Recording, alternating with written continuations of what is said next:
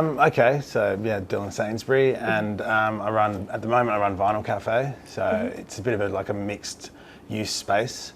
We're a record store, we're a cafe. We do lots of different events here, like really mix that up. I'm also a director with a company called X Vinyl X, so we're in like vinyl manufacturing. And for about 4 years previously, I ran a record label as well, which was called Rhubarb Records.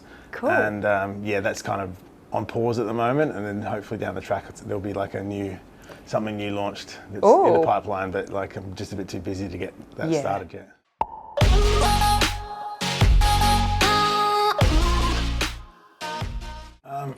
Good question. I think I almost kind of fell into it based on just my interest in music and vinyl, and just the local music scene. Yeah. I was getting kind of like, local bands dropping music in, and on vinyl, and it was pretty interesting. And then had a few kind of friends that were in the music industry and didn't have music out on vinyl, and I just kind of wanted to experiment and put out a record with some guys as a label. I've met a few people that had done it previously, and we just gave it a shot. So the sort of first big sort of breakthrough release that we had was when I worked with the Psychedelic Porn Crumpets. Awesome. And that kind of shot up pretty big. Previously I'd worked with a band called Caballeros, and then after that we just did a whole run of things and a lot of like compilations and that as well. And then it just kind of just one thing led to another. And the record store that I was running was kind of like, I guess you could say, funding it. And then that gave me a bit of time and extra money to sort of, invest in some bands and just, put out some good music that I was really into and believed in. So.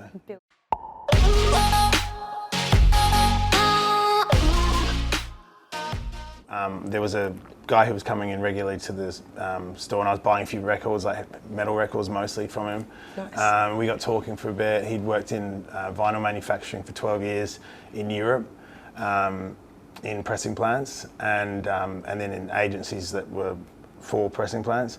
And he was like out of work for 7 months, and I was like, it's in Perth, you just kind of have to create your own thing a lot more of the time, so why don't you start your own agency? And he was like, I don't know, I haven't run my own business before. And then a couple of weeks later, he came in and asked if I would be interested in catching up for a beer, because he had an idea he wanted to pitch to me. And that was actually if we wanted to start an agency together. Wow. So he had some contacts in Europe and that in pressing plants and stuff. And we got in contact with, eventually made a deal with some guys in Europe who run X Vinyl X, the original sort of parent company. And we sort of made a business deal with those guys to run their sort of Australian operation.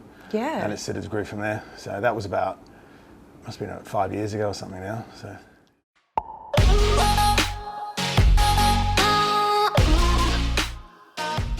There's a lot of good people in the music industry that I would have said like sort of mentors along the way, and like friends and like-minded people essentially. So there's and anyone that's still in WA putting out music and understands how much hard work it is here compared to like maybe a bigger city where there's a bigger scene. So that's kind of got pros and cons. Like I guess one of the advantages is that you do get to know like a lot more people rather than in a big city where you're just like a small fish that no one gets to know, or it takes you a long time to sort of get to know the right people. Whereas here, I think it's the smaller community kind of helps because people can network faster.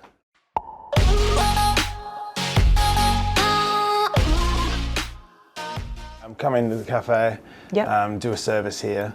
Which is usually like the coffee and like food service that we do, and just basically work in the cafe throughout the day, and then obviously keep on top of the record stock and all that sort of stuff as well. And then after work, I kind of work on all the other sort of projects like organising the events that we've got going, and doing X Vinyl X work, and just general things that need to be done. So it depends, but you can do long days when you're running your own small business like this. So you have to kind of be prepared to put those hard yards in for a long time. Yeah. It doesn't seem like it's ever going to stop either. Oh, really? But, Yeah. You know, that's because I'm always trying to do something new, like, you know, how we're moving into the new space later this year and stuff like that.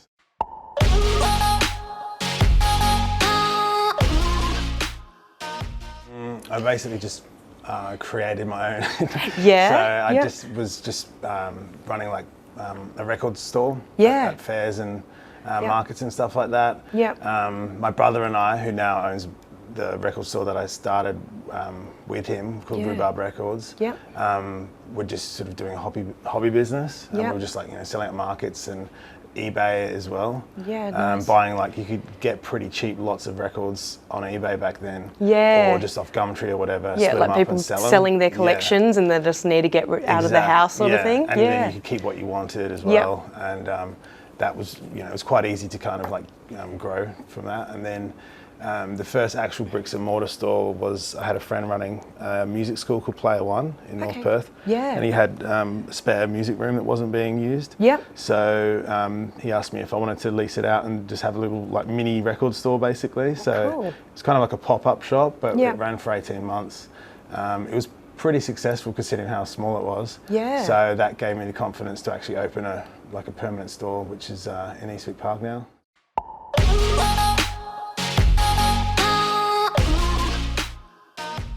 Well, I think being able to diversify, like, so I've, like with this space here, for example, like we have different income streams coming in. So we've got the music side of things, and then I've also got the hospo, because I'm actually a qualified chef. Oh, so that's my background. So I'm actually using the hospitality management and skills to keep that running. And that kind of is our bread and butter. And then, you know, I've got time and money to sort of put into the other things.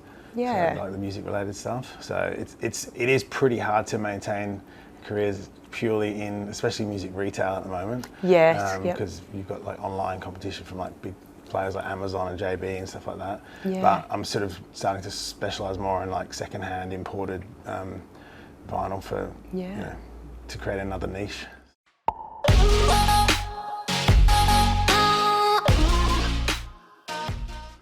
I guess going to like, maybe I didn't go and study music business or anything like that, so I kind of fumbled along a bit and learnt, but I had sort of good mentors along the way as well. So I guess just like studying is definitely a good start, but you don't have to if you're passionate enough.